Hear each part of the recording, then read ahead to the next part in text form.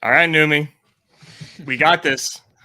No John today. If the people couldn't tell by the tweet promoting today's stream, which I thought you and I crushed, uh, no John today. So unfortunately, for the John boys out there, that's what we call John's fan club, the John boys that I just made up on the fly. Oh my lord. No John, but we got this, dude. How are you? Are you? We're matching. Like we clearly understood the assignment. Yeah. What everybody wants to know is, did you miss me? Oh, brother.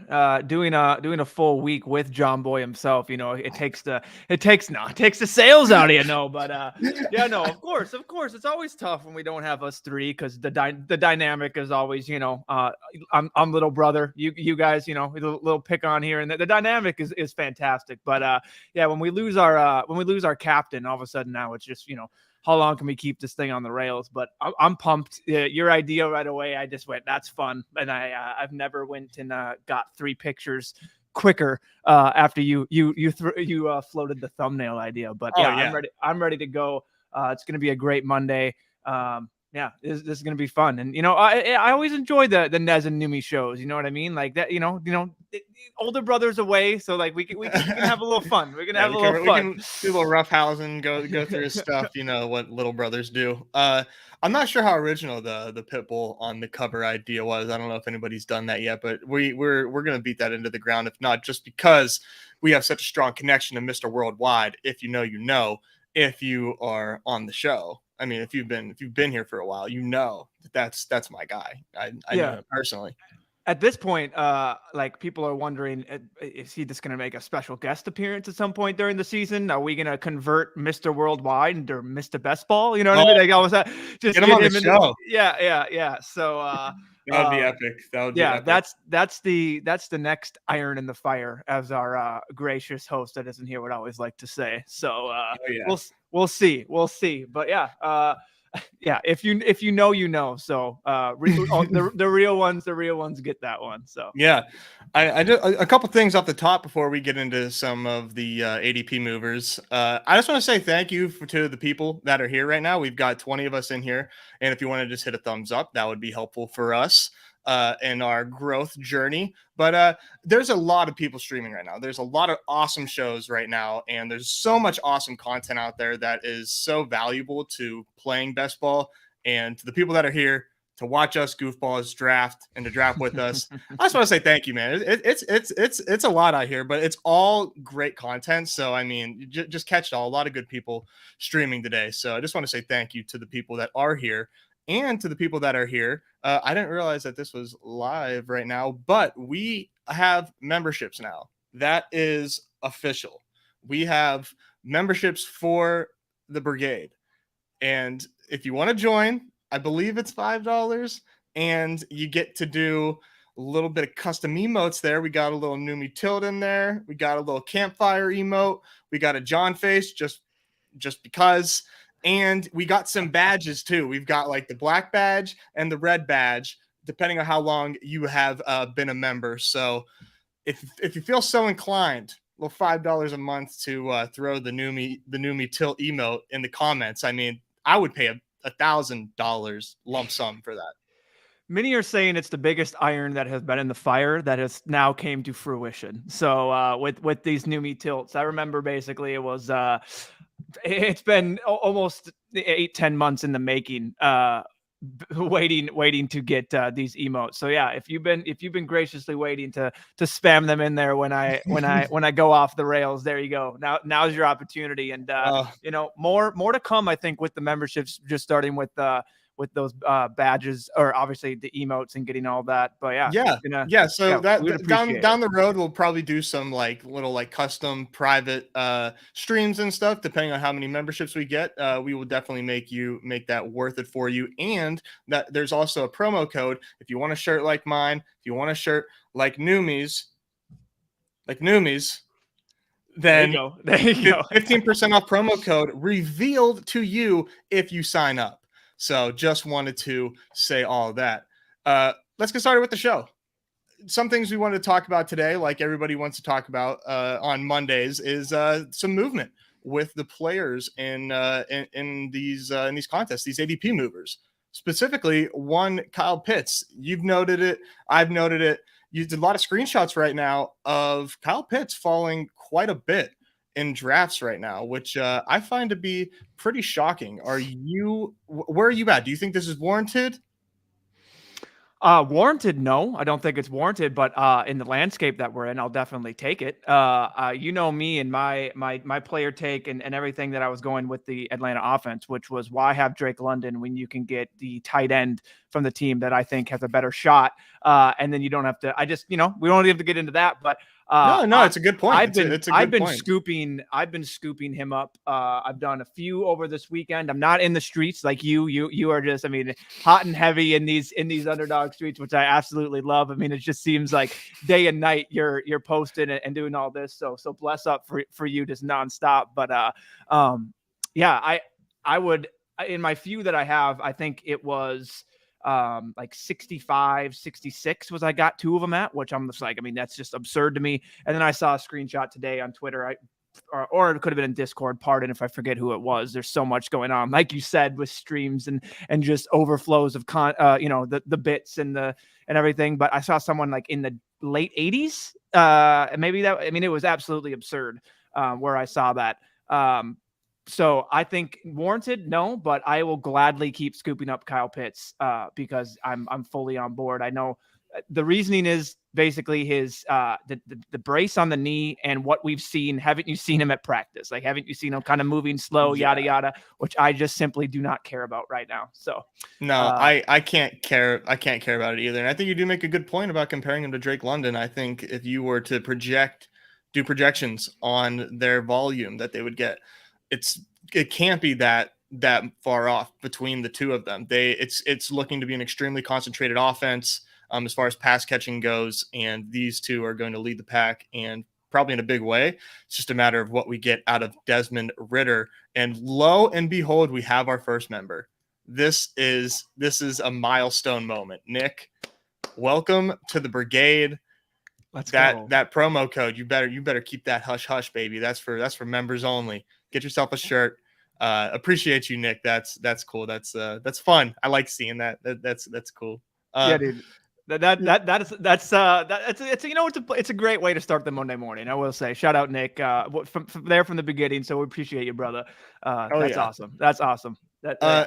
Next player who's been these are hot topics on Twitter. If you are on there, is Jalin Hyatt, who has broke 180 in ADP, which is kind of crazy considering he was going undrafted like a week ago, and now it turns out he's playing with the ones just because he didn't at first. Mm-hmm. And out of all the mid in that Giants receiving core, maybe it's best to take the guy that's going to be there for 4 years, maybe 5, based on the draft capital, who did some good things in the SEC. So I don't know. These are just signs that I always thought were very bullish for him from the get-go, from the big board. Even whenever drafts dropped, I was taking him where he was going, which he opened up around like 140. My average ADP is 157. That's kind of crazy to see this wild swing of a guy like Hyatt. Where do you think this stops? Well, we were just talking about this before, and I don't have the. I guess we could address Chad's sheet if we wanted to see when he started at ADP, but it was in the 140s we talked about, was when he was basically initially early. I got a lot of them in the 140s, unfortunately. So the drastic fall of him going from like 140s to then all the news and all the bearishness to basically undrafted to now back shooting up to 180 and now sub 180. Congrats if you were scooping up Jalin Hyatt in those late rounds, undrafted over and over. Because it's incredible. I'm excited to see where he goes from here. And I would say, I'll just throw out 140. I think he goes right back. I think maybe we don't have enough time to get there.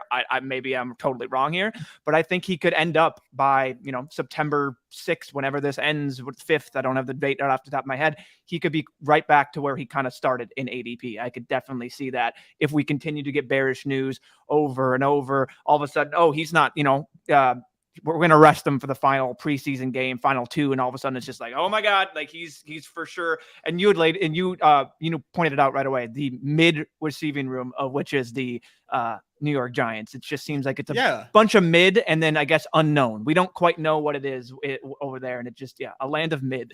Yeah. It was like kind of like maybe not the wrong takeaway. Like, I guess it was justifiable to see that and get a little spooked on this receiving core, but I don't think the guy they just drafted out of all the guys, like out of all the guys that they could have taken, they drafted Jalin Hyatt. And now, like, I don't think that is a negative signal no matter what they do. I think they're just trying to figure out what they do alongside these guys and trying to find a wide receiver 3, wide receiver 4 there. But we'll see. He's still a rookie. There's still a chance he comes on slow. We still got to watch him play football, but interesting rise here. I agree. I think that he could easily find himself by the time drafts close at 140. He might not spend a lot of time there, but that could be where he finally ends up once we're finished with these drafts in early September. Last guy I really wanted to touch on is one Tyquan Thornton. So Tyquan is falling insanely hard. You can see his rookie year stats.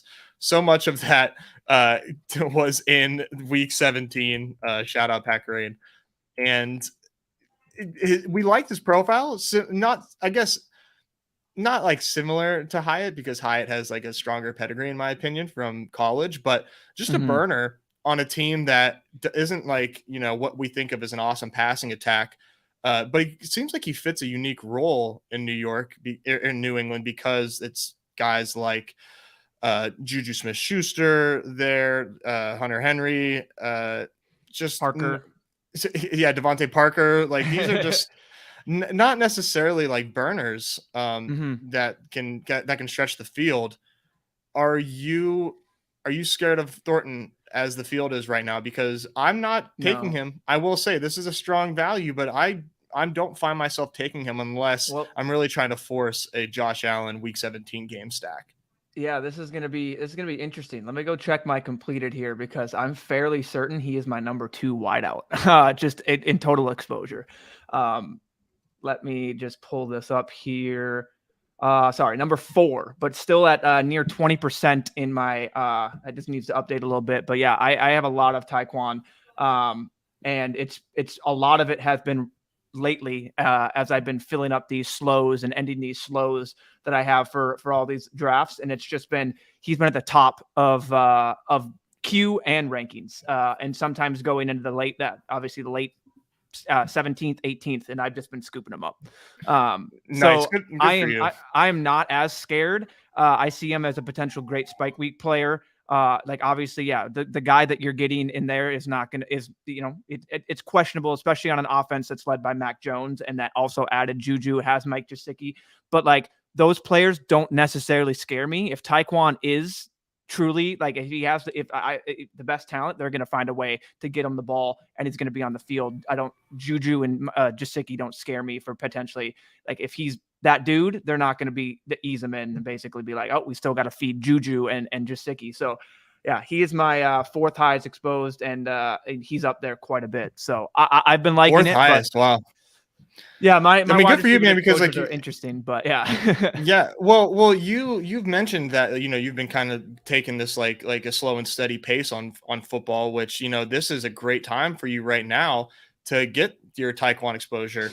I'm only at 8%. I say only because I just can't justify taking any more of him right now, because I'm at 8%. But it's not like my price is that high. We'll see how things go. I think we can just talk about the Patriots in general right now, because Gesicki and Hunter Henry, they might be in this order right now. But I tell you what, in drafts, these two are flipped, and Henry is going ahead of just Gesicki right now. All the buzz is Hunter Henry's the tight end 1, and it's not close. And I've always been a Hunter Henry guy, never really been a huge Gesicki guy.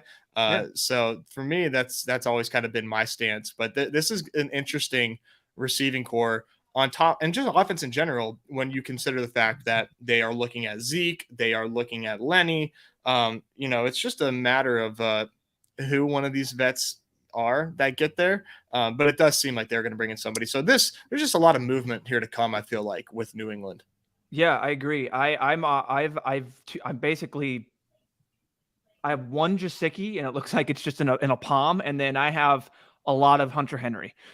He's been a backstack of mine, and basically my always thought was the guy. I mean, people just write off when he has the season, 2 seasons, but when he moved to New England, it was basically he's Bill's guy, Bill Belichick's just type of player that he absolutely loves. And I've always been on. I love Hunter Henry as a player, and I still think he's got the skills. I still when I look at there, he's in my top 10 for tight ends. So as a background tight end guy that I've been adding onto stacks, adding onto you get cop out, all of a sudden you get boxed out of QB. Nothing easier than a little Mac Jones, Hunter Henry, little mini stack. Oh yeah. And there's nothing I love more than stacking my quarterback with my tight end as well. So it just kind of works out that way. But I agree with you. The way market is flipped, kind of, you see it flipping right now where Hunter Henry seems to be going ahead of Jasicki. That's been my way over and over again. It's been, I believe Jasicki was up there a little bit, even more in ADP. But when I got there, it was basically give me Tyler Conklin, Taysom Hill way back when they were around there. Jasicki wasn't like always up there, but it just seemed like Jasicki was always at the top of my queue, and I would never take him. And then it would just be like someone would end up taking him, yada yada, and then I just go to Hunter Henry, which I wanted in the first place. So, yeah, no, that's a pretty good synopsis. And we got some thoughts on here, and I agree with Joka here, saying it's a young wide receiver, solid. I think you can kind of debate on the definition of solid there as far as a rookie season goes, but totally solid click. I agree. I think when we kind of take a step back, Tyquan Thornton was drafted 50th overall by the Patriots. So not to say that the Patriots have stellar draft histories, because they really don't, especially in skill positions. I mean, unless we forget N'Keal Harry. But part of the reason why he's falling is they've got Kayshon Boutte and really Demario Douglas, who's making like an odd amount of noise right now in camp, kind of causing this FUD along with Thornton not playing. Now that I kind of talked this out and realizing that I only have 8%, I think I will make Tyquan Thornton a part of my portfolio moving forward.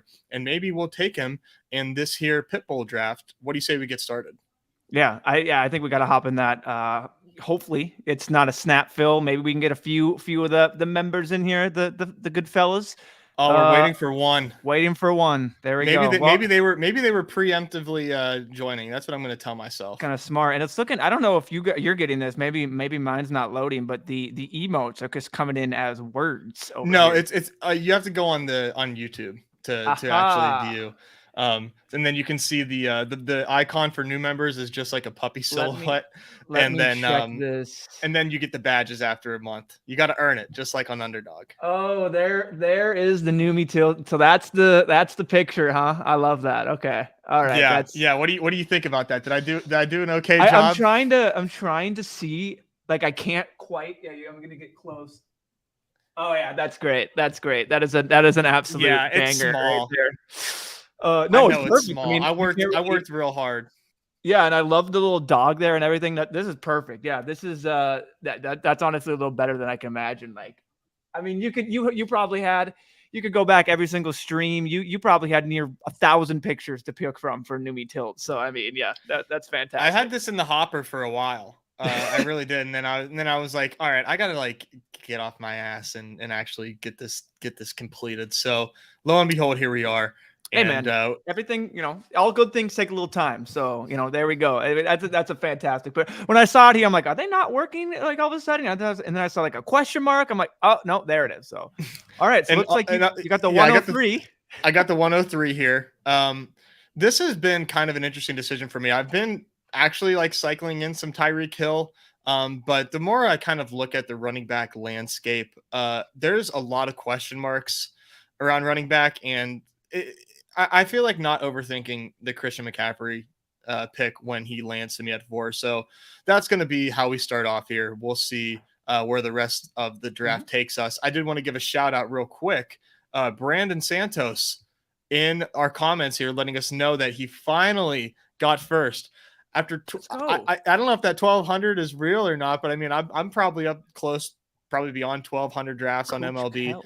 But Coach Kell, Let's hey, go. congrats. That one contest, bink will brother? put you a long way. He said Yeah. MLB. So One of yeah, the I was trying MLB to go. ones. I was trying to go through and look here and just figure out which one it was. I wanted to check out that team because it was mad props, brother. I've been circling the wagons myself, just haven't got that dub in a while. But yeah, big congrats, man. It's I will say, like, these contests, I mean, they've gotten sharper, regardless of best ball. And everyone's talking about how much sharper best ball is, just basically with the amount of people coming into this space, the strategy going around. Like, there's a lot of sharp just people. Same thing for the dailies, man. So, I mean, any win, any top 5, top 10, like big shouts, big congrats, because Yeah, these it's games tough. are tough. These games Yeah. are tough. Yeah. Let us tell you firsthand. They are tough, but they sure are fun, especially when you're playing with friends. Congrats again, Brandon. Yes, sir. That's dope. That's dope. Yeah, man. Real quick, for the people that are not familiar with the Pitbull, this is only 7,500 entries, $75 to enter. We're halfway full right now.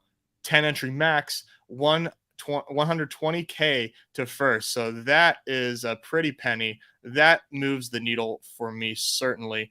And when we look at the advance rates here, we see we've got 12, 10, 10, and then a 25 person group final. So you got to be 2 out of 12 to advance in round 1, 2 out of 10 to advance round 2, 1 out of 10 in round 3. So that's a little tough, but at least it's not 1 out of 16 like it is in BBM.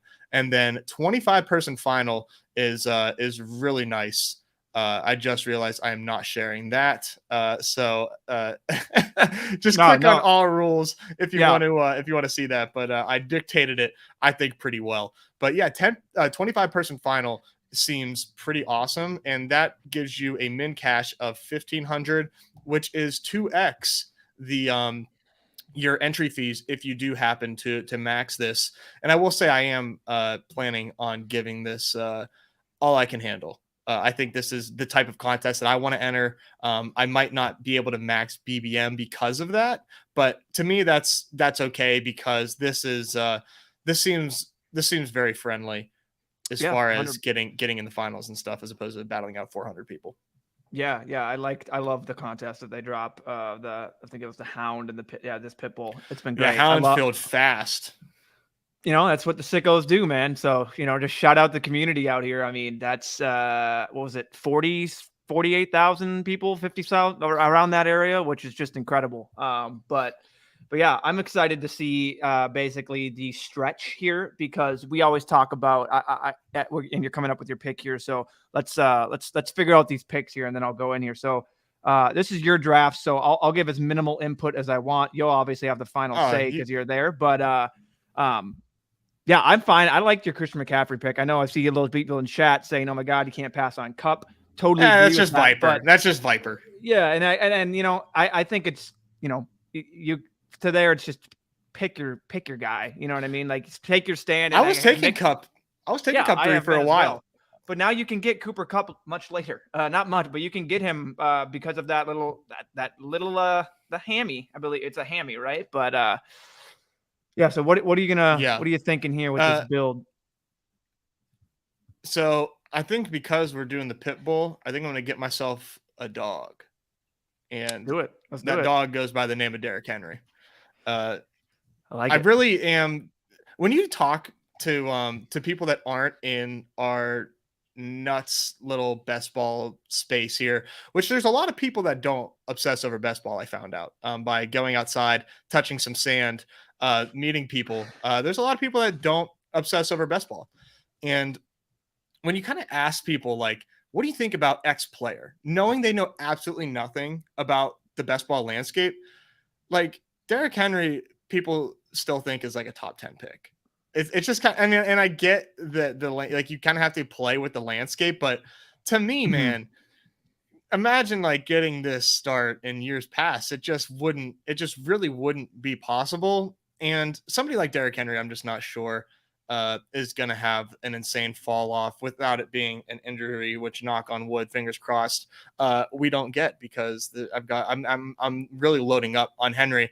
I thought he was going to rise after DeAndre Hopkins signed there. I thought that meant that they would be competitive. and they are going to try to win games, and they win games by relying on Henry at the end of them. But that hasn't been the case yet. Mm-hmm.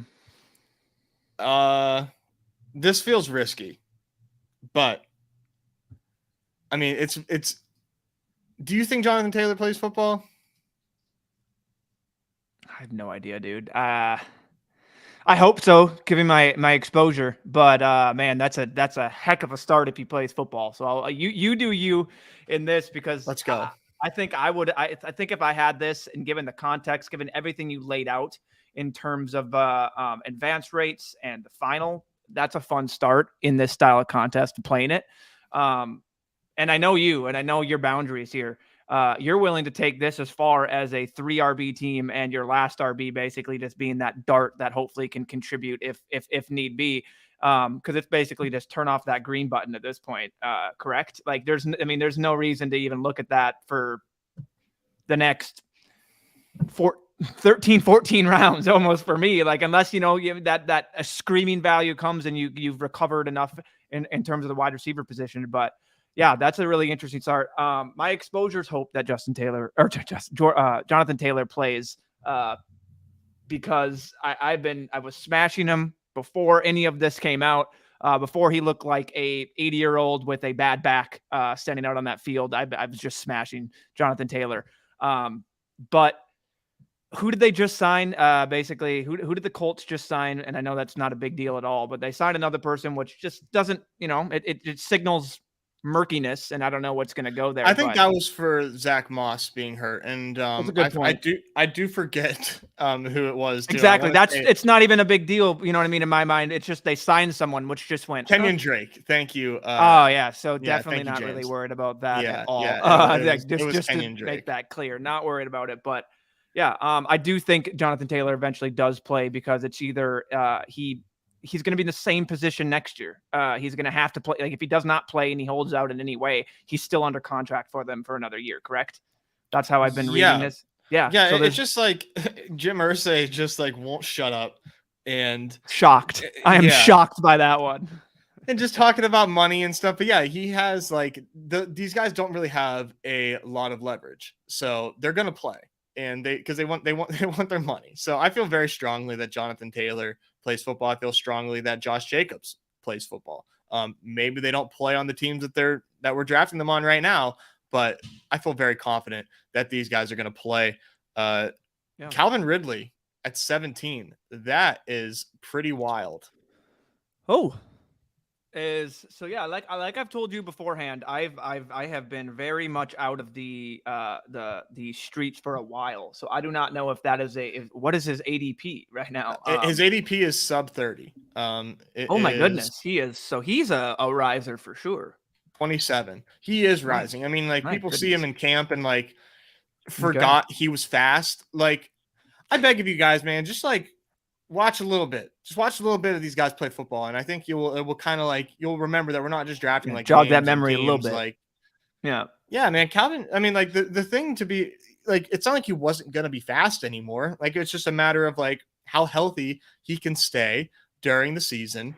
And maybe there will be a little bit of rust, but certainly he's gonna look fast in practice. It's practice. Like he's a fast guy. It's what he does. Let's go ahead and look at the board here. So we got Terry going at 40. Boys on the 11 and 12 there. Yeah, if these guys can just stop taking wide receivers, that would be fantastic. Yeah. I think someone tweeted out or maybe it was the Underdog football. They tweeted out the Vikings training camp, basically. And then someone tweeted out the basically the battle for the backup job. I'm a little sad. I've been taking a good amount of Kane as my last round dart when I basically need a little contingent play at running back. And I'm talking about the Kane along for the Vikings, basically the speedy kick returner. He showed a little flash in some plays. I've been taking him quite a bit over Ty Chandler just because of the unique factor. I don't see people taking him at all. So that was interesting to me, and I think that's a perfect, like another. Just when I saw that, if people just want to stop, putting out good information out there of what's actually going on at camp, because that's something that I immediately identified that he's going to be on the team. He's going to be the kick returner. They're only going to carry 3 backs. Yeah. And CJ Ham is going to be one of them.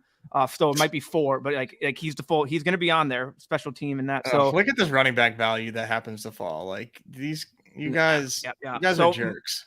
Interesting here. I think, I know who you go ahead and here. I like Brandon Ayuk, but I mean, DJ Moore and London are, I guess, fine as well. So I got to set something up.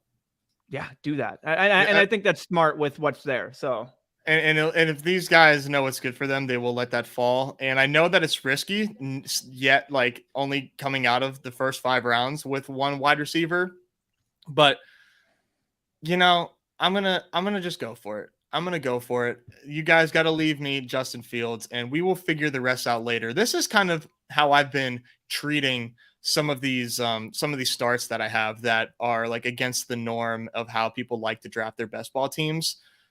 Is if you have just this type of start where you get a nice stack and you have like 3 insane running backs, just like figure out the roster construction later. I know that this is really not ideal to be this far behind at wide receiver, especially in a room where we are streaming. But I'm going to look the Avalanche in the face and take Justin Fields and just say, you guys can score your wide receiver points. I'm going to beat you at flex. I'm going to beat you in running backs, and I'm going to beat you at quarterback, and hope that it helps. This is definitely looking like a 9 or 10 wide receiver build here. I don't really do the 1 quarterback stuff when it comes to $75 on the line, but you could talk me into it if you wanted me to go too crazy.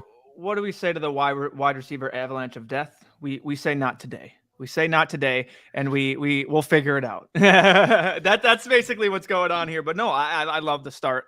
For me, I would have say I don't know what I mean. Obviously, I think would have probably copped out and tried to get 2 wide receivers there. Although the 2 that I wanted, Ayuk went at the turn.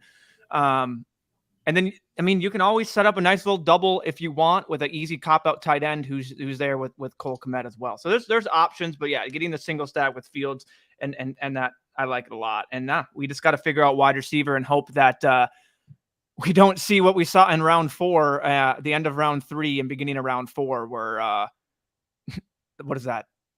9 or 1, 2, 3, 4, 5, 6, 7, 9 wide receivers go in a row. So if people just want to start filling out their positional allocations otherwhere, that would be great. I mean, it comes with the turf, right? When you do a draft on stream, you are going to get people with the propensity to draft a lot of wide receivers. That's going to happen. And if these guys want to continue to pound wide receiver, that would be very painful. But to me, I think at a certain point, you gotta ease off the gas there, especially when you start off with 4. I'm not sure about like taking a 5th wide receiver just to sit on the bench, but I'm also saying that because I would love a better option at some wide receiver when they come back around to us. Let's see here. What's GA talking about here? I went Fields, more Claypool, and a Pitbull. He's nothing but true to himself, GA. If you don't know the pattern is Justin Fields no matter what. It's a great pattern. It's a great formula in my IMO. Yeah. As a Justin Fields can't pass truther, I think I might be proven wrong a little bit, and it definitely the improvement's going to come. And I don't believe any of the running has gone anywhere. So yeah, I think when you're getting Justin Fields there in the 5th right now, I love the take where it's where is this going to be next year? Fields could easily be right up there above Lamar Jackson in just terms of what we're like. Oh, we saw it again. He has to be up there. I love Fields in the 5th. I think he's a great value, and I like this start. I'm interested to see where we can take this. Me too. Like, I really do think that as for lack of a better term, sickos in the space, that we should be trying to get uncomfortable in our draft structures and trust that we understand how to identify good players in best ball. And to me, this is one of those things where, yeah, you start with 3 running backs. Like, I'm not going to take a fourth anytime soon because that's just going to be a bench guy for me. Like this to me, I have the running backs pinned. I have my flex pinned. Like, not enough people that know how to play best ball veer out of their structures that they have known for years and years, and those structures are based on old ADP. You know what I'm saying? Like that. This is a completely different landscape, and in that same vein, like, doing what like the 11 and 12 did, for example. And instead of going 3, like I would, instead of going 4, like I would stop at 3. And then I build out the rest of my wide receiver core way later in the draft and kind of go like hyper fragile with that. Just because of the cost of these guys. I just think that it makes a lot of sense. If you think that you are good at best ball, you should just kind of just take what the board gives you in like the first 5 picks and then go ahead. And I think that there's some data that would go along with that. Pete Overzet, of course, I don't know why I don't even have to say his last name on this stream, but he was going over some, yeah, I don't know if you're familiar. He was going over some best ball data bowl submissions today, and one of them was, one of the findings was like, go do the dishes during your first 5 rounds, which I thought was a really funny way to put it. I'm just putting on the wide receiver button here, and it's Evans, Dotson, or Johnston for me. I think Mike Evans is the pick for me here. I agree. I agree. With this much value in between here, like a 9 ADP difference for a guy that's at a 4 pick value, to me that seems like the move.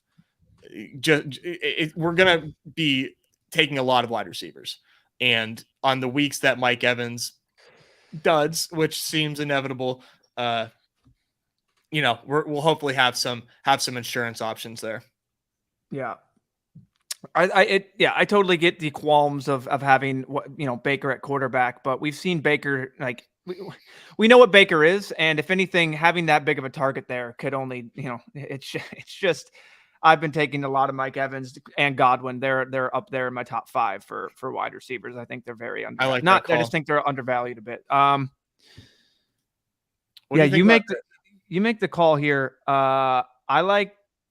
We can. I don't know if we can afford to take the detour to Pitts, but it's you. You make the call here. You have 4. You do it. You do it. I'm gonna do this. I kind of think that this is what the order should be as far as where these wide receivers are. Brandon Cooks has done really great things in a myriad of offenses, right? He's and we just recently saw in Houston where it was obviously his worst team that he has played football with. Didn't have as good of a season last year. But Brandon Cooks, and like I mentioned, just been a journeyman his entire career. This is one of the best teams that he's played with since like those insane Rams teams where there was him, Robert Woods, and Cooper Kupp. Now the target competition in Dallas is it's him and CeeDee Lamb, and of course Michael Gallup is there, and Jake Ferguson and Tony Pollard. But as far as wide receiver sets go, I think Brandon Cooks is in a really, really nice spot here. And to me, taking him over a rookie where he has a lot of target competition in LA, and we don't know how good he's going to be at the NFL level. I just think Cooks is a way more of a sure thing. And on a team that we are building right now where we kind of need points, however we can take them at wide receiver, I think that is going to be a floor that we desperately need. What do you think about my Brandon Cooks spiel? I've been kind of thinking this for a while. Dude, I like that a lot. Where I can. I first of all, I just will say, like, I like your take and your reasoning of why Cooks over QJ in this build specifically. I did not. It was basically. I mean, if you would have taken him, it would have been fine. But my not anti Josh Palmer hate. My reasoning for why I just don't know if Josh Palmer is worthy even of the late round pick, just because of when you name off, like you said, Eckler. Then you go Keenan Allen, Mike Williams, and then you go, okay, Gerald Everett, and then you go QJ, and then you go 6 right here is that. Like, that's the 6. I mean, it could easily Johnson just go right behind Josh Palmer, and it's just he's struggling, yada, yada. They already have Mike Williams and Keenan Allen. I think your point was great on why and the reasoning to take Brandon Cooks. And, clearly the worst team that he's ever been on. When you have Davis Mills at quarterback, like you can only do so much. And that, I mean, the team just basically was, we know what we are. Sure, you're a journeyman, you're on our team, but going to the Cowboys, I love the fit. We don't quite know Gallup coming off that injury. Even like, yeah, I think he's going to immediately step into that second role right behind CD Lamb, especially with Schultz gone. And he's just a different type of profile than CD as well. So being that burner, I love that take, and I love the reasoning for taking Cooks over guys like Zay Flowers and Johnson on this team, because we're looking for points immediately from these guys, and we can't afford to have these guys come on late. In my opinion, in this type of build, like we can't afford to have it be Johnson coming on late, because at that point when he comes on, it could be the same thing that we're talking about in our dinger teams. Like, I'm really happy that, Brandon Woodruff is here to move my teams from 11th to 10th. Like, that's what we could be sitting in with this build. So I like the spiel, and I agree with that as well. I have a good amount of Cooks. So yeah, I like that a lot, especially. I think it was a really sharp move. Taking that. And I also, I applaud you for not, abiding by, oh, this is the cover boy, this is our boy. Because I truly think we couldn't have afforded to take that, basically to continue the detour off of wide receiver. It feels a lot better. Yeah. Yeah. And attacking tight end with volume is a nice way to kind of like, eat the fact that we are taking. Are you a Michael Thomas guy? Here. I kind of am, man. I'm a Michael Thomas guy as well, especially again for this build. What we're like, I totally get all the spiel I just said about not being there early. Like, Michael Thomas injury, that everyone knows my guy with injuries, but the ceiling that he could provide with a quarterback that I think is more stable than anyone he's had since Drew Brees. Like, I like Michael Thomas on this build. I think the reasoning with Michael Thomas too on this team, like, yeah, we need wide receiver points bad, but like, this is, if he's healthy all season, he's almost like guaranteed to finish higher than the wide receiver. Where does he, wide receiver 49? If he's healthy if you give him 10 games of being healthy, maybe then he's the wide receiver 49. But probably higher than that. Honestly, I just think there's a lot of, uncertainty baked into his ADP. And for me, it's something I want to take advantage of. I love Jameson Williams, but for me, I just don't think, like we said, this is the team to take JMO on. So for me, it's between these four. Do you have a preference? I'd like you to. Man, maybe Nico, if we want to get a potential wide receiver one on that team with an easy backstage option. Okay. And I don't know. That's my review on this, man. I'm doing this with you. Well, that's just my thought about it. Like, totally get the Tyler Boyd, and he's going to give you that couple spike weeks. But I mean, we saw what we got from Nico. Stroud's going to be there, and it's just, I'm thinking of backstack options, which was another reason I really liked. And I know we're probably not going to get Dak as he's there, and that's fine because we're not. I don't think we needed to. But for me, I see this as now we can add that QB at a reasonable price in which we're already building this build. We already took Fields. We don't want to allocate more to another QB early right now. Well, now we're leaving ourselves with, if we want to get Carr, if you want to get Stroud, shoot, if we get boxed out, there's a guy that goes by the name of Baker Mayfield. Like, I know it's gross, but there's options that we're leaving ourselves with backstack ability. I'm just saying, like, I totally get it's gross, and it's like, all right, we don't want to maybe get that gross. And I get that, but giving yourself the backstack options and not just immediately like cucking yourself is something that I like. And like, yeah, I like Nico as well. Like, everyone's, fantasizing over Tank Dell. Sure, Dalton Schultz is there. He bet on himself and got the 1-year deal from Houston. So that's what the market and the league thinks of him. I kind of like the offense in Houston. I will say, like, Tank Dell, I am not in on just because he is just a very tiny man. But I like Nico. And I like Schultz, and I kind of like Stroud, man. I think Stroud's interesting. Brett in the chat asking about Evan Ingram, any Ingram love at all? Not without Trevor Lawrence. And as you can see, he goes there to the 110 to the Trevor Lawrence drafter there. It just doesn't feel great, in my opinion, taking him without Trevor Lawrence where he goes. I feel like his value is his ADP is so baked into the Trevor Lawrence. Like, when does the Trevor Lawrence drafter take him?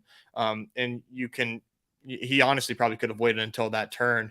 to take him, and I just needed wide receiver points over Ingram, but Ingram, I think, is very skilled, and he got that big contract, so that's nice. But for me, it's just like a Trevor Lawrence pick only, and we'll fire a ton of bullets at tight end late. Uh, how can a man how can a man named Tank be tiny? It's hard to believe, but this dude, I believe, is like under 170. He is so little. It's actually crazy. Uh, I'll give you the exact weight: 165, according to Sleeper. 165. It's not a big man. It's very little. You said he's 165. 165 pounds, according to What? Sleeper. Wow. Okay, I need to do a little. Oh my goodness. All right. Yeah. So was not Tank Dell, who I'm not a big prospect guy, not into these guys at all. Like that's the farthest thing from my specialty. For some reason, in my brain, I had him as a like 6'4" big guy, something like that. Now I go look and he's 5'8", 165. Yeah, that screams. No, my goodness. Interesting. Interested. I know. You got Tank Dell and Tank Bigsby. Bigsby is also not big, but bigger than 165. I think he's actually like a decent, like okay size. Yeah, 6', 213. That's a pretty good size. He'll at least not collapse into smithereens when he gets hit. All right, we are on deck here. Pick 118. There goes OBJ. I was really hoping that we could get that OBJ fall here. We're looking at Lazard, Dubs, Jones, Myers, and Mooney. Mooney would be a bit of a reach, but I don't hate just stacking up. I also, man, I love Khalil Herbert too. I would do either Lazard or Myers here. So all right, I'm gonna go Myers, but if Herbert falls back to us, I think I'm gonna do Khalil Herbert, just because I'm just like so obsessed with this dude. I just think, I just think he's so good, and I do think that he can work and correlate with just a Bears onslaught, and just assuming that that just the Bears steamroll and every member of that offense is mispriced. That's kind of how I'm playing it, man. So when you say that and you say everyone on are you even the remaining RBs and Foreman and Roshan, are they mispriced as well, being undervalued? In my opinion, yeah. Like Roshan and Deontay have finally flipped in like a big way. There's now like a 1080p gap between the two. So why would you not want the cheapest of a very ambiguous backfield? Are you that set in stone? That's just me wondering. I have very little Khalil Herbert and so much Donta Foreman and Roshan just because of the price. And I agree with you. I think the other two are undervalued, and I think Herbert has just slowly been moving up into a range that I just don't even want to click them at all. So I know you're on them as well, and you love them. So there goes Mooney. A reach on Mooney. Ugh, you jerk. Well, there's Herbert. But yeah, so for me, dude, the Khalil Herbert thing is like, in behind him is Deontay Foreman, who Deontay Foreman has played some good football. So like, I totally get like, being concerned about him and being concerned about Roshan, who we all love Roshan and we all think Roshan is a good player and probably will get some work. Like, yeah, Khalil Herbert is probably not going to be an 80% snap share guy. That's why he goes this late. But I think when you talk about, I guess, even just like raw ceiling at this range of player, when it comes to position players, to me, he's like unquestioned the best pick just because he's so damn good. Like he's just actually like he's just really good at football. And these rookie running backs that aren't drafted with high capital, and Roshan Johnson was not drafted with high capital, they don't see the field as much as like we like to admit, truthfully. And one of the big things that Roshan does, which is a problem, is like, he's really good at pass blocking, and that seems to be like, oh, that's where he will get used, is like in the receiving game. But how often are they going to pass to running backs? Like who's to say? Not to say that they can't this year with the new additions there, but I just think when you watch Khalil Herbert play, in my opinion, I think that's talent worth betting on, and a team that I think is going to be like very good offensively. I don't disagree that like maybe take the cheapest one, but in my opinion, I don't think that is applicable one to one for every team when we have the third year back who's been on the team for all 3 years, and two guys are brought in behind him, that don't really necessarily scare me. Like, yeah, they're going to get work in, but I don't see them as supplanting Herbert unless something were to happen to Herbert himself. Uh, I totally get where you're coming from, but for me, dude, I just think it's just a bet on talent. So it's a player Yeah. take. It's a player take. Yeah, that's fair. I mean, I think we'll just agree to disagree, and respectfully, we can do that. I love. It's funny because I love your continuing. Oh, when it's always follow the money, follow what the team is doing. And when I see a team bring in Donta Foreman and then draft Roshan, and I know maybe not money, not much money, not that much high capital, it just at least puts a little writing on the wall that hey, we're going to give him a shot. But if anything goes wrong, if anything, yada, yada, just if he isn't, and I don't know his pass blocking chops and yada, it's just, if anything doesn't go basically right, we have other options immediately to go to. So that's how I see it. But no, I totally agree with it. Like, I mean, get your guys, get your player takes. And that could be something that I'm just overlooking and player taking myself. You know how I like to get into my angles and all of a sudden it's like my bias comes into it. We all have it. So it's good to talk this through and hear you through it. Cause I've heard it, months ago, and then you continue to talk about him. And then it's just kind of been like, yeah, this is my guy. So to hear that, it does make, I mean, it makes sense. I agree with it when it's like, you're going to bring in this guy who can easily be gone at the end of the season. I think it was a 1-year deal. Maybe it was 2-year deal for Foreman. Or maybe it was even longer. I'm not sure. I'm But honestly, then you also, yeah. but then you also have Roshan, who, everyone talked about, oh, if Bijan wasn't there, it'd be the Roshan show. So yeah, it's interesting because we really don't know. But yeah. I mean, they're both to get him in the 11th round. It's cheap enough. You know what I mean? Especially as basically if he is going to be RB1 on a Bears offense that loves to run the ball. Yeah. And I do like the correlation with Fields. That's, I mean, we do get correlation with just the Bears in general, which I think is nice. Did somebody, oh my God, who did it? Who did it? Show yourself. Did somebody reach on Komet or am I tripping? Okay, no, there he is. Woo! Woo, buddy. I was going to be upset. I'm taking Cole Komet here. I don't want to risk having this rogue Mooney drafter take my Cole Komet either. Somebody that I think you could say broke out just because out of necessity for Chicago, not having any pass catchers when Mooney went down. It was like Velus Jones, Equanimeous St. Brown. Not a good situation for our boy Justin Fields. But they get an off season of Chase Claypool, get assimilated with DJ Moore there. I just think the offense is just so improved. I can't help but talk about Justin Fields every time that I draft and want to make him a target of mine and just the Chicago team in general. We'll make this pick here. I don't to me, I don't think it's quarterback. I think we have such a large bet on Fields and his pass catchers that I take Adam Thielen a lot here. But to me, it's Thielen or Higbee. I'm going to give you the option between these two or Osborne. Oh gosh, you're gonna make me say Adam Thielen. Let's do it. Yeah, I think it's Adam Thielen. I totally get the age and everything going in there, and the metrics were down.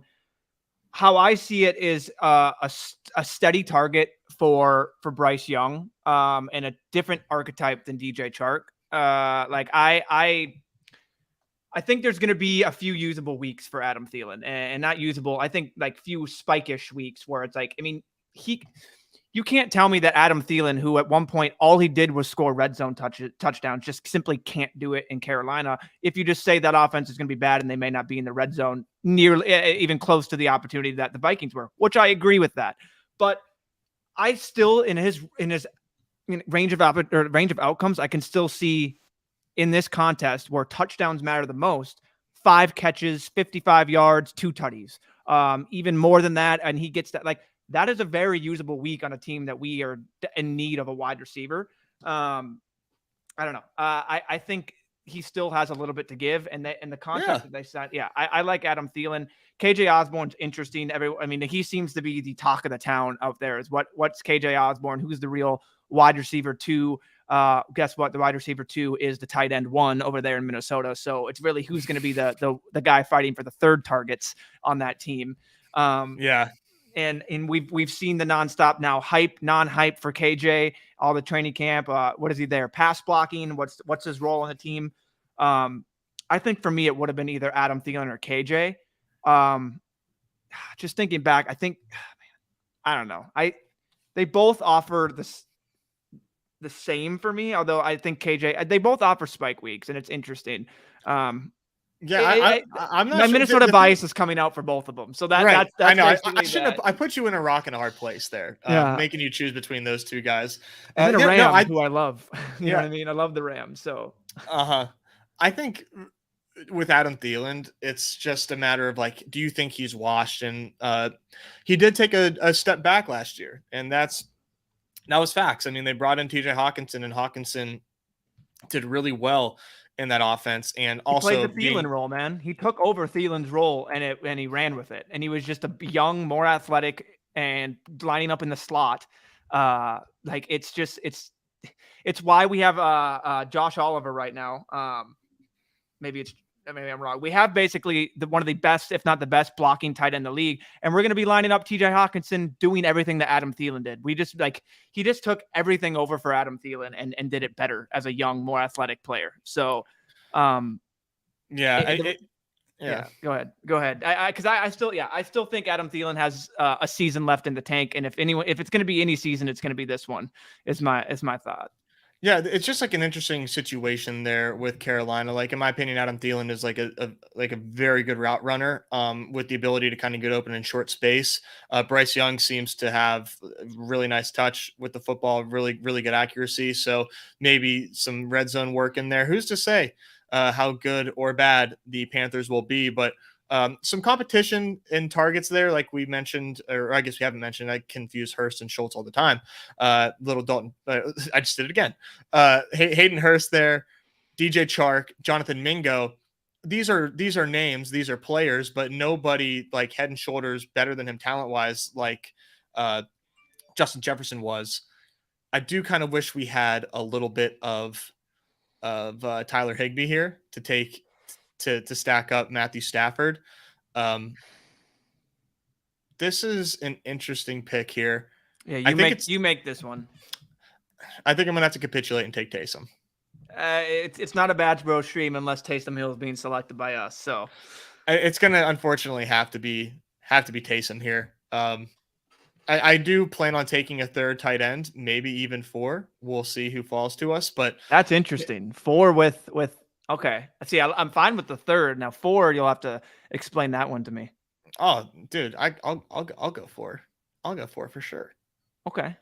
It depends on who falls. If there's guys that have like the ability to creep into the flex if they score touchdowns, like based on the teams and the target share that I'm seeing, I'll do it all day. I know 3 does just as well as 4 based on the data that is that's out there, but I don't know, man. I'm still willing to do 4. So are we stopping at 4 running backs, correct? Oh, 100%. Cool. 100%. Right, just making sure like we're just done with that. Man, there goes Stafford again to this. Yeah, Stafford with a big fall here. It's just like unfortunate that we don't have anybody to stack him with here. Yeah. I think I think we might go Mechie here and try to get us a Stroud stack next pick. Let's do it. Fine with me.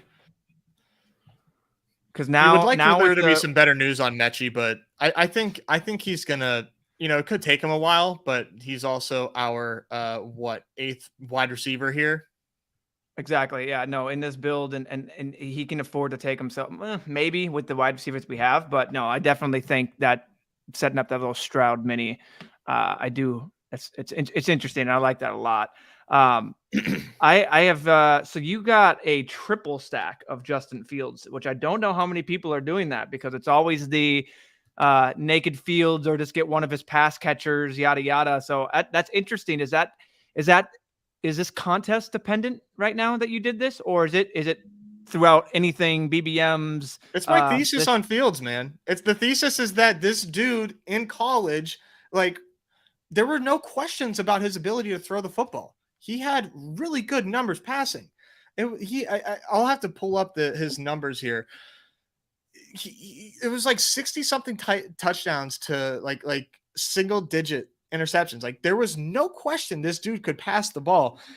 I really am giving this guy Justin Fields the benefit of the doubt last season because of the horrific situation that he was given, and they were just punting. They were clearly just like punting. They were running the football so much. The line was terrible. Still ran the football, and almost, well, they did wind up with the first overall pick because of it, because the Texans screwed up, and completely revamped. I'm willing to give, like, even Chase Claypool being an upgrade to what Justin Fields had prior to this year. And I think if you look at a team like the Chicago Bears and you see the additions that they've made to the team, and you just blindly assume because they ran a lot last year, I'm sure they're going to run if they can help it. If they're winning, they're going to run the football like most teams that are winning do. They're going to pass more because they have given Justin Fields people to throw to. They've given him Chase Claypool. Mooney is back. Mooney was hurt for half the season last year. DJ Moore is there. Cole Kmet's there. He has people to throw the football to now. I'm betting that Justin Fields runs a lot and he's going to throw more than people think. And it just really seems like this is a team that is just mispriced severely, especially if the defense is not good and it is a matter of shootouts damn near every week. I can't contain my excitement for a player like Justin Fields. I think that he's capable of taking a big leap, but yeah, we'll see. I just, I wanted to hear your thought process, and if it differed, yeah. So there we go. We got it. It does not matter per contest at all. No. Yeah. If there's a contest where I can take Justin Fields and his pass catchers, I'm going to do it. The only caveat to that is I think with weekly winners, trying to do like one pass catcher, maybe two, and really, really thread the needle in weekly winners. Do a single Justin Fields, only stack him with one player because, Hayden just tweeted, he did a lot of like polling of his audience. Like, how often do you think and one of the things was, how often do you think two wide receivers finish in a top 1% lineup? And it's 10%, which I think most people can understand. Like, yeah, that's kind of, you really do need a lot for two wide receivers to be in that top 10%. So I think with Fields, it's kind of hard for him to support more than one pass catcher until we see it. But just something that I've been thinking through just because I love mixing up the ways I get Justin Fields. Oh boy. Let's see here. This guy has Mahomes and Rodgers. Okay, we're going to do Conklin first because I think Conklin is in line for a ton of work in New York. Do you agree, disagree with Conklin getting work? Yeah, I like Conklin as well. And we know what Rodgers can do with his tight ends. We've seen it with the amount of Bob Tonyans, Mercedes Lewis, even getting a little bit of life in certain realms. And I think Tyler Conklin is another Minnesota boy that was there for the Vikes. I loved what I saw from Conklin. He's got CJ Uzoma basically over there. Otherwise, it's his show. He could easily end up being the number 2 in receiving. In terms of production, doesn't even have to be like receiving yards or anything, but just in terms of the touchdowns that he can get there besides behind Garrett Wilson. I think, wow, that was a big run at tight end. Yeah, I think here is going to be these guys are scared. Dude, I would love to take it here, but it just doesn't make sense. We've absolutely set up the Stroud stack. Yeah, these guys are definitely upset with us. Yeah, if you wanted to go take your boy in the last round with him if he stayed, but no, I would definitely advocate for CJ there. I know it's what we set up, but I mean, I can envision Conk Daddy just being that red zone machine over there for the Jets, and just I mean in general, an Aaron Rodgers, the upgrade from Zach Wilson to Aaron Rodgers. is very massive. I don't have to really harp on that at all. We all know that, and I think that benefits Conklin as well. And I love him in these late rounds. He's a tight end 2 for me, tight end 3 for me a lot in these builds, depending if I'm stopping at 2 or 3. He's a very high click of mine, or a massive click of mine. I believe when I go look at these exposures again. Yeah, I'm he's surprised. He's tight end 5 for me in terms of my exposures. So. Oh, nice. I'm surprised that he has back-to-back seasons of 87 targets. That to me was a shock. I feel silly for saying this. I forgot he was a Viking. Oh yeah, he was. I believe. Yeah, I think he started his career there. Now he did. Yeah. He started there. He was like the Viking in terms of how he dressed and all the hair and all that. Yeah, he was. And he was. Gosh, who am I? Yeah, it was we had Irv Smith. Irv Smith would never be it, and all of a sudden it was always Conklin making these plays, and everyone's just like, we should just give Conklin a shot. You know what I mean? And we ended up just going the different route. And then obviously we have TJ, but I think, we basically gave Irv the shot in 2022. He got hurt, let Conklin go, and then we traded for TJ. But yeah, he goes from basically absolutely nothing. And then, like you said, his final season in Minnesota, 61 receptions, first season in New York with a Zach Wilson, Joe Flacco led offense with 58. I can definitely see that getting up to sitting around there, 50 to 70 receptions, and the TDs just spiking, which on this platform, TDs are everything, especially if we're getting it from the tight end position. So I wish I could get a stat just to see, but it just seems like watching Aaron Rodgers over and over again. If it wasn't Devonta Adams and it wasn't a rushing touchdown, a lot of the times it was just Bob Tonyan and these other tight ends just making plays, and he just loved force feeding them because that's just the way, it was a nice little safety blanket for him. Always does seem to have a strong connection with his tight ends. It'll be so interesting to see, we really have no idea what to expect with this New York offense, like with Rodgers being there, but it seems like, I will say, man, he did some serious media training before for this offseason, because every interview he does, he really does seem like very well put together, speaks very highly of his team. He's kind of got me on board. I'm not going to lie. It's working for me. But yeah, back-to-back seasons of 87 targets for Conklin definitely shocks me. I was not familiar with my dude's game like that. If we can get those touchdowns up to 6, I think he has the ability to crack the flex for us. Maybe if one of our 3-4 stud running backs don't do that for us. Now, the question is, Neumy, what do I do with my last pick? I don't think it's QB. I feel pretty strongly that it's not. What are the wideouts there? So to me, it's between a wideout and a tight end. And Michael Wilson seems to be climbing a little bit. We've got Robert Woods. I might do. I don't want to get too cute here, but I don't know. When we look at tight ends here, Kate Otten is really grabbing my attention. I would rather do that. I would do a wide receiver, but this is your $75. You make the finishing touches on here, and then you got to tell me. I have trouble thinking of a wide receiver that I love here. I do love Wan'Dale Robinson, but I am a little worried about his health. We're going for. All right. Well, you let the people know, because we had Viper. Let's pull up this team. We had your boy Viper saying don't go 75. I don't know if the price matters for me and more of the structure, which I think leans into it there. When you're bet on Kmet and then going Taysom and then getting Conklin, I would have stopped. Now I don't know in that. Oh no. I have rank. Oh no, I didn't take him. Okay. Who'd you take? Was it a running back? It was a running back. I mean, it was a fifth. Who was it? Dude, I do this every time. I always forget I had these little stupid auto draft rankings because I got sick of drafting my palms. So I set up guardrails and let them go. Chase Brown. Okay. It could have been worse. We can talk ourselves into Chase Brown. It could have been worse. You know what? It could have been worse.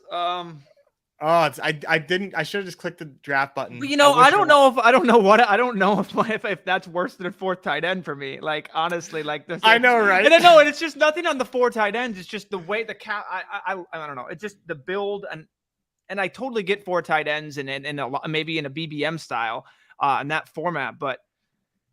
And I don't know what wide receiver there would have been for me. When I go ahead and I look at that queue of what's there, I mean, I'm looking at, I think Wanda was fine. Michael Wilson has been getting all the hype, only big guy there. I think Arizona's going to be trash. So how much will Michael Wilson even contribute? And then, Kyler coming back, yada, yada. We're going to talk ourselves into Chase Brown because Jonathan Taylor is going to take a little, I don't even know. Now if Jonathan takes the, okay. So here's the thing. Chase Brown is getting like a lot of like nice press. Mm-hmm. He really is, man. I do a lot of name searching of tight end of running backs that are like kind of like not dusty, but dusty as far as like not likely to score picks for you. Isaiah Spiller is one of them, which oh man, do I have something to show the stream today? But Chase Brown, man, he's getting a lot of like nice talk. They're saying that he's standing out in camp. If they don't bring anybody in, we can feel good about Chase Brown. Let me recap this team before I show my little surprise here. 2-5-8-3 with some serious testosterone flowing through this team. Justin Fields and CJ Stroud at quarterback. We've got CMC, Derrick Henry, Jonathan Taylor, Khalil Herbert, and Chase Brown rounding out our running back room. Chase Brown, the guy you need. You heard it here first. Wide receiver room, plug your nose. DJ Moore, Mike Evans, Brandon Cooks, Michael Thomas, Nico Collins, Jacoby Myers, Adam Thielen, John Mechie. I think if you squint, this works. If you squint really, really hard, and what I say comes to fruition, this team works. And then at tight end, Cole Kmet to stack with Justin Fields, Taysom Hill for that Taysom Hill to Michael Thomas stack whenever he's playing quarterback, and then Tyler Conklin because he projects better than all the position players per Hayden Winks, and I trust Hayden with my life. So, Neumy, just give it to me straight, dude. How's this looking? So I don't hate it at all. Like I really don't. Yeah, sure, fifth RB on this team, yada yada. Easy, low hanging fruit. I get it. Positional limits. That wasn't our goal. You know me, I would not have taken Khalil Herbert. And I would definitely feel better having the fifth RB if we had a lower capital later than maybe in the 15th round for another RB, depending on who it be.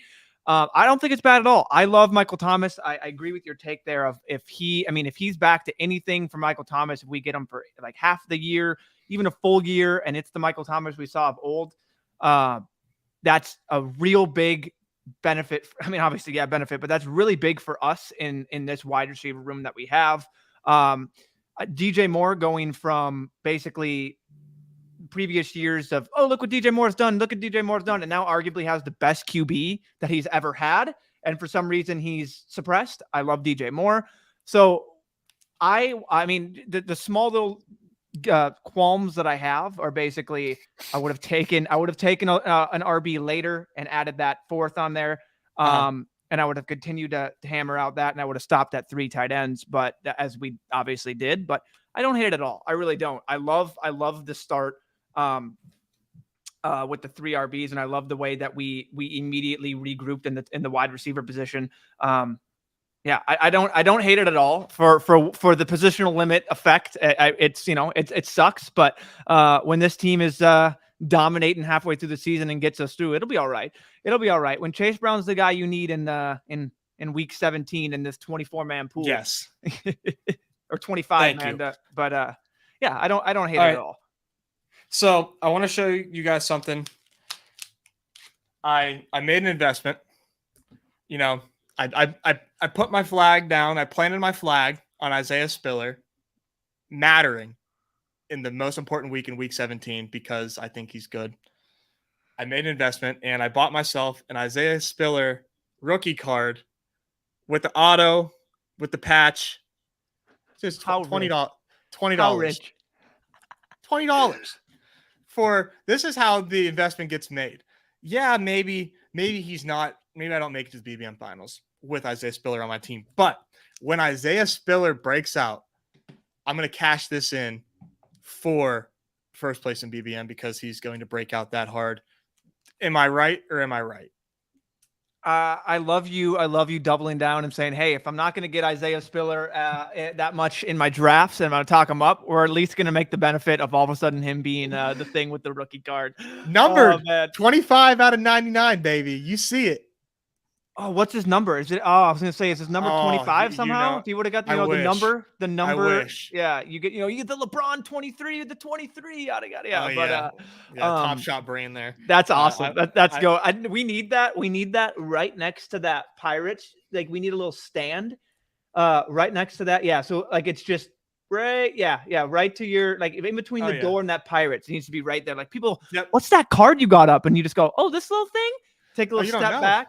Bring it to the let me tell you a story. Picture this. If this thing doesn't 100x in value by the end of the season, I'm done. I'm done. But he's down bad. He's down bad. I'm officially down bad. But oh man. All right, that was a fun show. I honestly didn't expect us to announce those memberships. I didn't think that the join button was going to be there. I thought I had the ability to toggle that, but we'll do a big formal announcement for the channel so that way other people know and we can get some new memberships. But for the diehards that are here on a Monday when there's so many other people that you can watch stream, you're here with us. We really appreciate it. We appreciate you every day, but especially on Mondays. There's a lot of people to watch. We appreciate you being here. And Neumy, anything that you'd like to say to the people? I know a lot of people are asking for the Pup Cup, which they are. I have been slacking. I know. I will say I've told it on that. It's a very self-explanatory contest in terms of you get FedEx Cup ranks. You see basically it goes from the first tournament, it goes from 70 in the tournament, and then it goes down to 50 for the next, and then to 30 for the next. So your ultimate goal is to just have the most amount of draft or golfers in the remaining top 30. With that being said, if you want any more information, a lot of sharp people talking Pup Cup, join the Deposit Kingdom Discord, go down to the Badge Bro shows. We have a whole little in the pin messages, a little thing, a big sheet to show how to move around. There is a golf thread, and right now it's going to be all Pup Cup moving up for the week. We have a lot of sharps in there, including multiple guys in this chat. No Bo Sox, Nick, who's been absolutely destroying it. Brett's been in there. A lot of sharps that are winning dailies, that are going, that just know golf. Check that out, because I also put in there basically how the Pup Cup works and how scoring works. So we can talk that through. I'm still gonna get it trying to get a stream up. There's gonna be no sheet. I can share the little sheet that I just made, which basically has data golf ranks, ADP, and FedEx Cup ranks. Now that's gonna be very static. It's again, there's no really sheet. What I would say is, what I've seen real quick is a lot of people are going off just strictly drafting off FedEx Cup ranks, knowing golf. And just knowing golfers that have maybe exceeded their FedEx Cup rank with just one win that's inflated it. And just knowing that's why I'll post a sheet where you can see their quote unquote data golf rank, how they've been doing on the season, and basically who's being maybe overinflated by one win and yada, yada. There's no set in stone way to draft golf. It's going to be very variant, but the ultimate goal is to have as many golfers live if you can get to the finals, because it's only 30 people left. Also, the remaining strokes that you get in the final, where someone starts at -10, -9, negative that, they don't matter at all. So I'm going to try and get a stream up. We did one last year as well, but I'm going to try and get a stream up so we can get it up. But if I don't, we'll be talking about it nonstop in the golf chat. I'll have the sheet there. Again, you can see everyone's going, but having a little bit of inkling in the golf knowledge will help, but it's definitely not be all end all, as you can strictly load up FedEx Cup ranks. You can load up FedEx Cup ranks and then kind of draft off data golf rank. There's a lot of different things to do. I'll put this little Google Doc sheet in that golf thread right now. So after the show, again, just join, link in the bio, join the Discord, go to the golf thread. It'll be pinned. You can see it nonstop. And then I'll send out a tweet as well. Yeah, Awesome. maybe I'll get a little a stream down there. And try and get some in. I'm probably going to stop at around 40, 50. The Albatross really just put a damper in my heart it was a very, very tough situation to get so much in there. So yeah, we're just hoping that we can get a few in there and have some in. I know there's an edge right now in there. Will say I'm going to stop talking about it. I know, but there's a little bit of an edge right there. People are drafting. Just real quick, don't draft live golfers. Only draft people that are in the top 70 for the FedEx Cup. What I mean by that is do not draft Justin Thomas, Shane Lowry. Simply put in a top 70 of those guys, and then if you miss an auto pick, you're at least getting someone that's going to be in the tournament. That's wild. Do they not even have out tags next to them? I don't believe so right now. No, because what I will say is, yeah, it was very fluctuating. Like at one point yesterday, Justin Thomas was in, and then there was about 30 minutes left of the tournament, and he fell to 71. And Justin Thomas slowly kept falling out and out and out and out because he just would not win tournaments and not place high. So because he's just been terrible. He fell out of the FedEx Cup playoffs. So yeah, just my number one or two things, just put in the FedEx Cup ranks and then look at data golf and look at the sheet, and you can kind of draft off that, make some unique combos. Don't be afraid to make some stands. People are, really heavy on making sure you get the top, as many people in the top 30. Last year, a guy named JJ Spawn and Sepp Straka basically were beyond, within the 60s. They weren't even going to make the next tournament. They won and got like 5th and vaulted all the way up and went from people not in the round 2 to then securing them spots in round 2 and the finals. There's going to be a lot of movement. You're rewarded more points in the playoffs. So a win is worth considerably more. So if a lower ranked guy somehow wins it, he's almost securing him spot in the finals. So again, I'll try and have a little, maybe a little short little stream. We'll do a couple on there.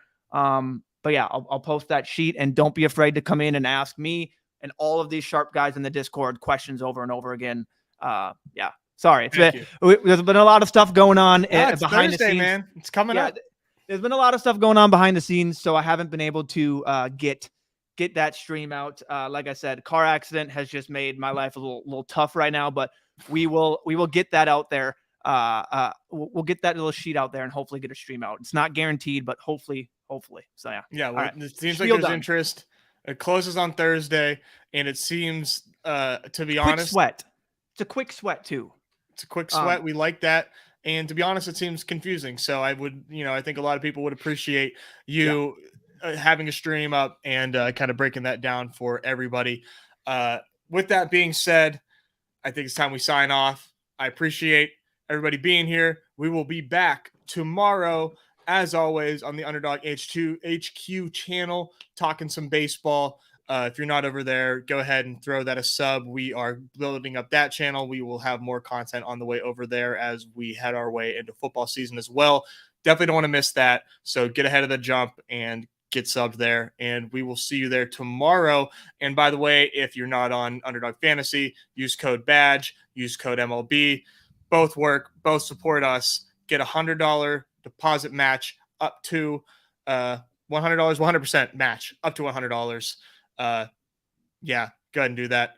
For Neumy, for me, for John, who's not here, he'll be back tomorrow. Don't worry. We're the Badge Bros. And this is everybody's favorite time of the show, the end. Peace.